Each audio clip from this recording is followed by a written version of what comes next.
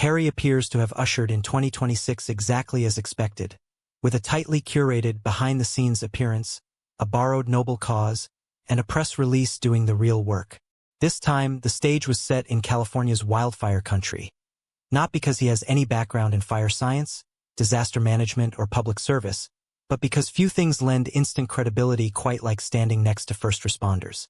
As reported by People, Harry made a friendly stop at fire stations near Santa Barbara, conveniently close to his Montecito estate. There, firefighters walked him through brush engines, rescue ATVs, and thermal imaging drones, tools they rely on when fires move faster than forecasts and patience runs out. Harry, meanwhile, played his part flawlessly. Solemn nods, attentive posture, hands folded like a statesman deep in thought.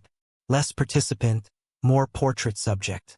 Of course, this wasn't just a casual visit. It was framed as a moment.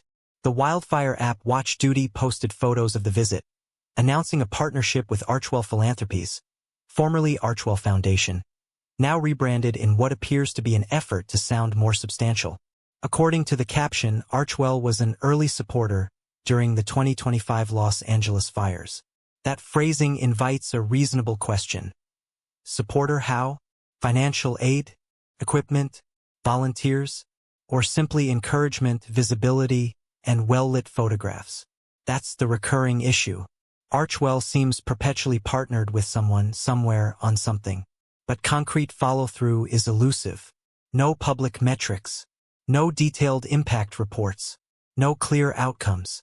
Just a steady cycle of announcements that quietly disappear once the media attention fades. If this is philanthropy, it's philanthropy light, heavy on branding, light on substance. Then there's the awkward reality no one wants to address. Why is this being treated as significant at all? Harry is not an American citizen. He holds no office. He represents no constituency.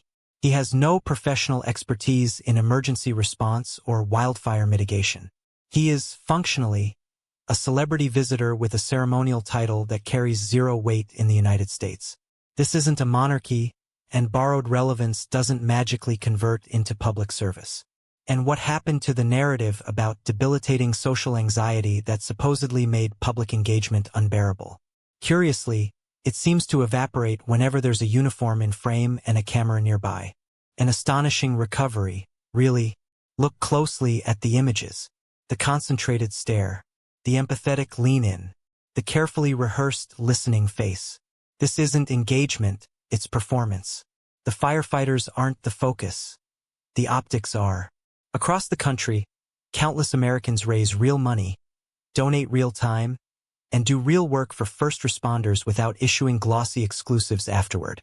The difference matters. Genuine service doesn't require a spotlight. Self-promotion does. The mimicry is hard to ignore as well. The posture, the expressions, the earnest seriousness. It all feels like an attempt to echo his brother, who actually worked as a first responder. Harry, by contrast, comes off like an understudy trying to replicate the lead after binge-watching highlight reels. The effort is visible. The authenticity is not. The strategy is obvious enough. First responders remain one of the few groups that still command near-universal respect. Associating with them is brand gold if you can make it stick. But in a country where organizations like Wounded Warrior and countless local nonprofits quietly deliver measurable results, this kind of symbolic attachment feels hollow. So what's left? A foreign royal touring American firehouses, contributing nothing tangible, harvesting flattering imagery, and calling it service. It's not inspiring. It's not convincing. And at this point, it's painfully predictable. Firefighters battle infernos. Harry is battling obscurity. And no amount of borrowed heroism seems to be turning that tide.